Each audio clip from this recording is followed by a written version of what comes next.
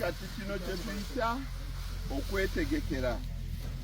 Ebisagazi bino nabisimba nga bingi, abasinga nga beebuuza nti asimbye byaki ebyo byonna. Ente zinaabimalawo ekituufu ebisagazi bingi, eka 7 ziriisa ente nga 400. Naye abantu abamanyi okwetegekera kyekyo kye bakola. Totegekeranga gwe wekka gwe kyolabako, okolanga ekintu ne kiwanvuwamu. Bwe kiwanvuwamu osanga okijjamu ebirungi ebirala ebiwera. Kati eka enemu gyolaba bweti ng'ogisimbye bulungi ekisagazi kya Napier Pokchong, osobola okugijjamu loole zino eza 10 tons fuso 10.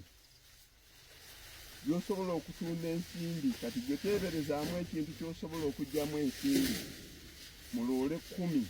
Oluvannyuma lw'omwezi gumu n'ekitundu nga byazeewo dda okumera era n'otema. Tebiriimu nti okoola, tebiriimu nti okola otya. Gwe kasita okisimba oba okisimbye n'ogenda nakyo mu maaso okumala emyaka 5. So kati abantu tuyige okwetegekera, ate tulowooze ennyo mu maaso okusinga okulowooza ebintu ebya bulijjo ebyamangu. Nti ebyo byonna byasimbye bigenda kukola ki? Ejja kuvaayo ababyetaaga nga babigula. Zino tezibadde ssaawa 2 n'ekitundu eno loole ng'eyingiddewo. Bw'otuusa ssaawa 4 nga toyingizaawo loole endala, nga n'olweggulo oteekawo ebirala temugenda bisomba lwaggulu.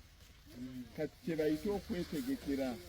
Omuntu bw'atyo bw'asaanidde okubeera mu nsi eno bw'obanga olina ettaka. Kyenva ngamba nti ettaka ky'ekyobugagga ekisinga ebyobugagga ebisinga obungi.